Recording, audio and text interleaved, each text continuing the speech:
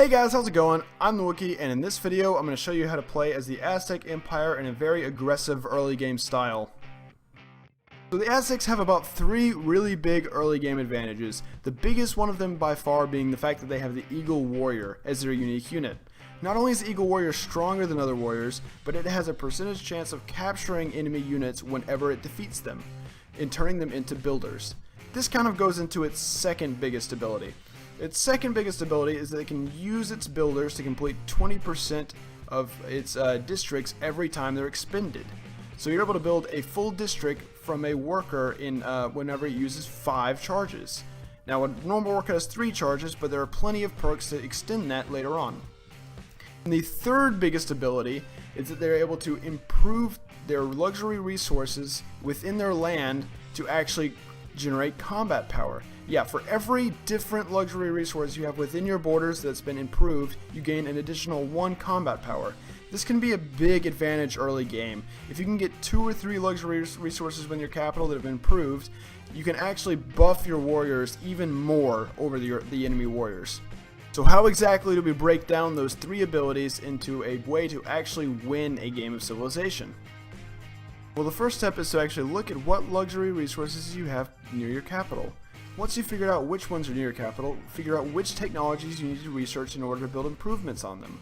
The reason for this being, of course, is because for every additional luxury resources you have a tile improvement on within your borders, you gain +1 combat power for every single one of your military units.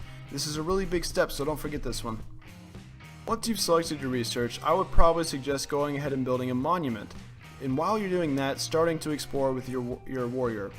Obviously, you don't want to get too far from your base, but you want to try to make some sort of a circle around your base if possible in order to figure out where the nearest civilization to strike is.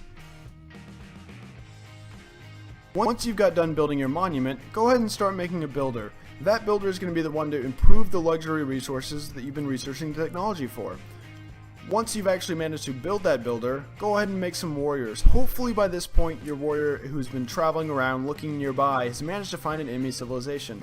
If not, that's okay, you still got a little bit of time. Try to do it before turn 30 or even up to turn 50 though. Otherwise you'll wind up having enemies getting walls built and then it'll be too late to really use this strategy. But once again, assuming we found one about turn 30, what we're going to do is try to make probably 2 or 3 warriors. You only really need 3 to take out a city, and find their second city. Ideally not their first city because it's going to be harder to take. I would find their second or even their third city and surround it with 2 or 3 warriors. It'll only take about 2 warriors to take down a level 2 city that's isolated by itself, or about 3 warriors to take out a level 3 to 4 city that has a warrior inside of it. So it will make it stronger. But your units should be able to power through it very easily. It should only take about 2 turns to capture it if you've got it surrounded by 3 warriors. Assuming things have gone to plan so far, you've probably taken over your first enemy city. This is great. Do not try to end the war immediately. Do not give the city back. Don't do anything dumb like that. What I would do is I would let them continue to send military units to you. If you took casualties on it, make sure you build up another warrior to replace it, or even a couple warriors to replace your fallen warriors.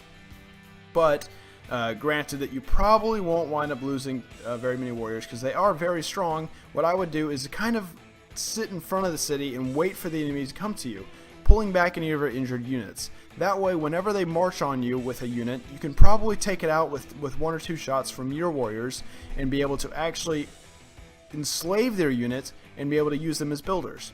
This should be a very efficient method because they'll want to come take their city back. They're going to send units. They may not send them quickly, but they're going to eventually, so be ready. But they will send units and you will be able to capture them and enslave them, and I'd probably wind up shipping them back to my main city for the most part and letting them kind of build up that city. Remember to build up holy sites and campuses pretty early though, especially holy sites, because there's only a certain number of religions that can be founded.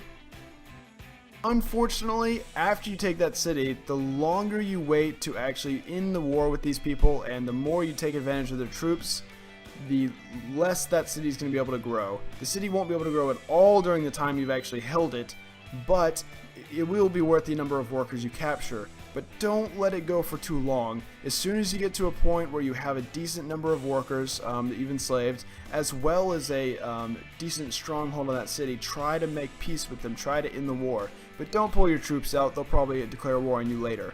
But either way, as soon as you end the war on these people, your city can start growing, your captured city can start growing. But before then, it won't. It'll actually start starving to death if you wait too long to end the war. Some of you may decide that you have a good enough stronghold on them and you think that you can actually take them out. And if you can, go for it. But I caution you on this because main cities can be much tougher than their satellite cities. One thing I've noticed that you can do is once you've captured that second city that the AI has founded, 9 times out of 10 they're going to make a new settler to try to found their new second city since their original is captured. What you can do is you can kind of station some units relatively near to their capital and kind of wait it out, because they're gonna start in that second city. They will, trust me. As long as you don't put too much pressure on them, they will start try to put another second city down. So what you can do is kind of wait for that that settler to come out and try to intercept him. He will be guided by troops, obviously, but your warriors should be able to overpower him. So remember that.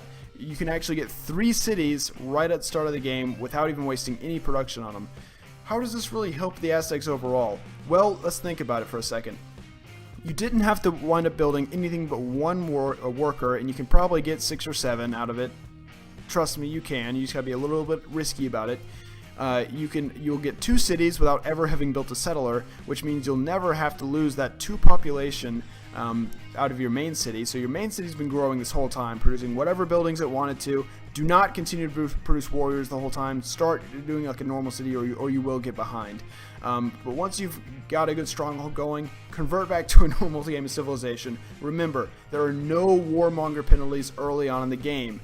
But if you hold the war for too long, that second cities you have will start starving. Warmonger penalties will start. If you meet too many other civilizations, they'll start looking bad on you. Just don't let things to get there. Try to be quick about it, in the war quick.